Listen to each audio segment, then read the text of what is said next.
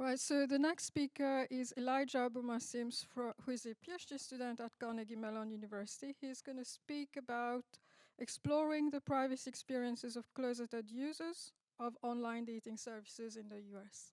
Yeah, thank you. Yep, well, sounds like the mic's on. Yeah, as she said, I'll be talking about the privacy experiences of closeted dating services in the US, and this is joint work with myself, Sanja, and my advisor, Lori Craner. And the clicker works, great. We're on to a great start. Okay, so I wanted to start by talking about what is the closet. This may be a term you're familiar with, it may not be, but just making sure it's going. Many LGBTQ people are in the closet. This is sort of a colloquial term for concealing your sexual orientation or gender identity from social relations. So that could mean your parents, it could mean your friends at university, it could mean all of those people. So there's a range of behaviors encapsulated by this term. And generally it's to protect people from stigma. In some countries it may be because it's criminalized. People who are in the closet still use dating services as a way to meet other people and to sort of form relationships. You can imagine it seems less dangerous than going out into the world, but at the same time, it presents important privacy risks. In particular, dating services require you to post a lot of information, and they also are generally essentially public because that's kind of the point, is to meet other people and introduce yourself to strangers. So you can imagine that raises some privacy concerns. So in particular, we wanted to look at several research questions about how closeted users engage with dating services. First, what privacy concerns do they have? We can imagine some of them already, but we wanted to explore them more in depth with individuals. Second, how do they protect their privacy while they're using dating services? What steps do they take? And then finally, what improvements could be made to dating services to improve their experience? So to investigate this question, we conducted a online survey as well as interviews and inspections of dating services. We recruited a sample of US-based closeted users, 114 people. They were recruited via ads on Grindr, which is a large gay-oriented dating service, physical posters, as well as LGBTQ student organizations around the US. The survey included questions about demographics and outness level, as I mentioned earlier. It's sort of something that can vary between people. We also asked about their experience of privacy risks, both in open-ended and closed-ended Likert scale questions. Finally, we also asked about privacy violations that they may have experienced. And then finally, we wanted to see what their sort of potential improvements for dating apps would be. We conducted 9 follow-up interviews with participants that focused on specific areas that they talked about in their survey. And then finally, we conducted an inspection of dating services, the most common dating services, and the privacy policies to sort of see what features were available and what improvements could be made. We picked the 5 most popular dating services that were used by our participants for this inspection. I'm a little behind, sorry about that. So now, just before I get into the results, I wanted to talk about the participant characteristics. As you can imagine from using Grindr for recruitment, it's primarily used by men. So 81% of our sample was 33 or younger, and 57.6 were men. Grindr and Tinder were used by most participants. The majority of participants used more than a single dating service, so even though we were recruiting through Grindr, that we got experiences with a lot of different services. The overwhelming majority of participants were sort of long-time users. They had been using for at least a year, so these are people sort of with extensive experience. So now I'll talk about the results of our study. To start, I wanted to highlight some of the answers to the Likert scale questions. We had sort of hypotheses about what participants would be concerned about. Interestingly, we found that participants were most concerned about institutional data practices such as data collection, rather than things like interpersonal issues. I mean, they were concerned about those, but they were less concerned. So the blue here represents people strongly or somewhat disagreeing with the statements, I am fine with dating services selling my data, or I am fine with targeted ads based on dating service data. Many participants felt that information that was shared on dating apps would sort of stay on dating apps, so they weren't necessarily highly concerned that they would be exposed to social relations. You can see here that more than half of people are sort of unsure or agree with the statements that I expect information put on dating apps to not be shared elsewhere, as well as I feel comfortable sharing images of myself on dating apps. So the people that are using these dating services generally feel that it is safe to share information there. Many participants, 35 participants, reported some experience of privacy harm or safety harm. Participants often intermingled what we would call privacy, security, and safety. Many related to photo sharing. So for example, this person wrote, someone told me that he will share my videos and pics and website, and they did. So this person had sort of unauthorized share. You can't see the quote, sorry about that. Unauthorized saving of photos. We also saw people talk about impersonation. So this participant shared, someone recently used my profile name and pic, claiming to be me.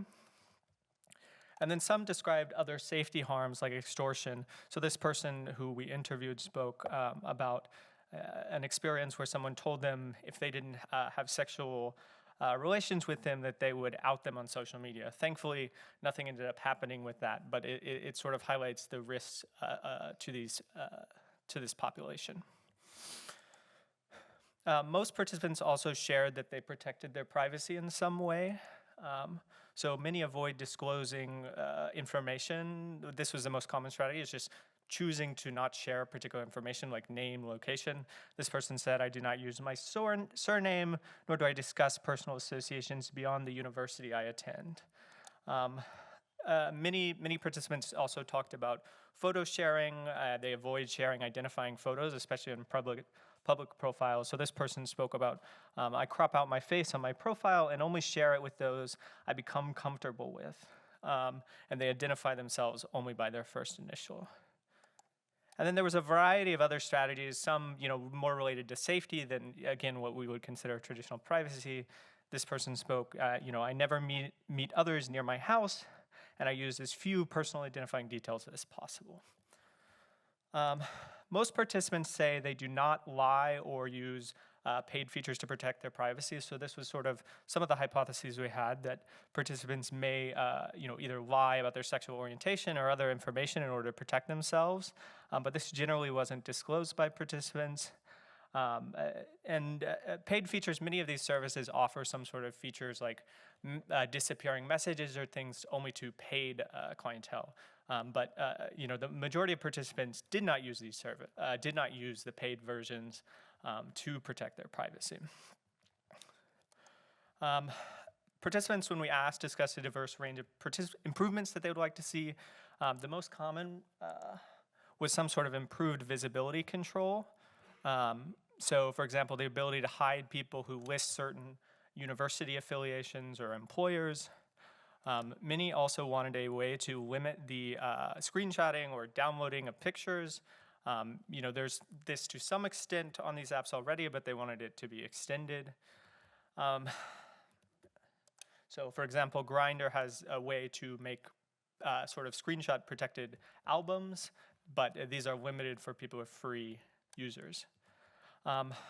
As I mentioned earlier, people were very frustrated by targeted advertising. This was something that people were often upset about happening on these services. They felt it was private and that shouldn't be happening.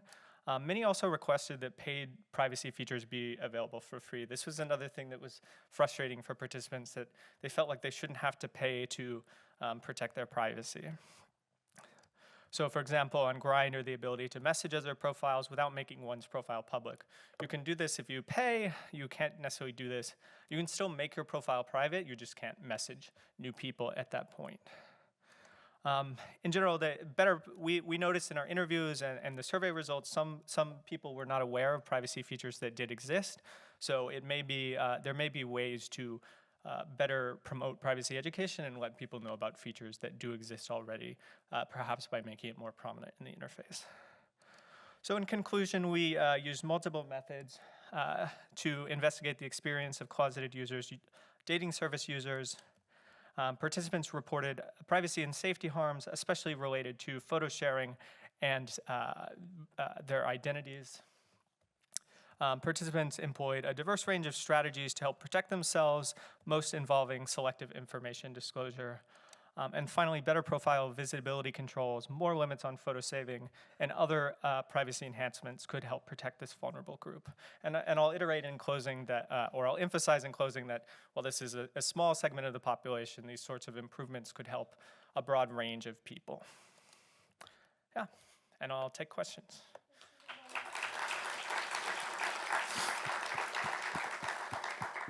Thank you, Elijah. Any questions? Yeah, Killian. Hi, thanks for the talk. So you said that obviously you just surveyed Grindr users, but you got information and data about other apps as well. And did you find that there was a difference between the sort of features and comfort level on different apps versus Grindr? Yeah, so to be clear, we most of our participants were Grindr users. We tried other methods like snowball sampling and distributing flyers to universities to get a more diverse sample. More so what I would note is I think people who use the apps for different purposes maybe have different expectations and needs. So I think people who were, the majority of participants were engaging with these apps for, casual sex. And I think those people had a lot lower need to share information than people who were maybe trying to seek a long-term relationship where you may have to share more important things. And so I think in that sense, Grindr has affordances more towards the casual sex aspect. And so in that way, the group of people may differ. But we didn't necessarily systematically look at that. So I have a couple of questions. One of them was your measurement of privacy attitudes and behaviors in the survey were really interesting, the way you visualized them, etc. But I was really curious how you came up with the Likert items themselves. Yeah, so for the Likert items, we sort of looked at, we didn't do this necessarily in a systematic way, but we generally looked at previous literature and sort of thought about what are the things that we think people might do. So in particular, the name of the author is escaping me right now, but there's one, if you look at the paper, there's one paper in particular we cite for some of the items that we thought may be strategies that people would use. And in general, that was sort of our approach. All right, okay, cool. Did that inspire any other question? I was just going to say sorry about the delayed clicking. I can't see very well, so. I didn't even notice. Thank you for that presentation. It was really interesting.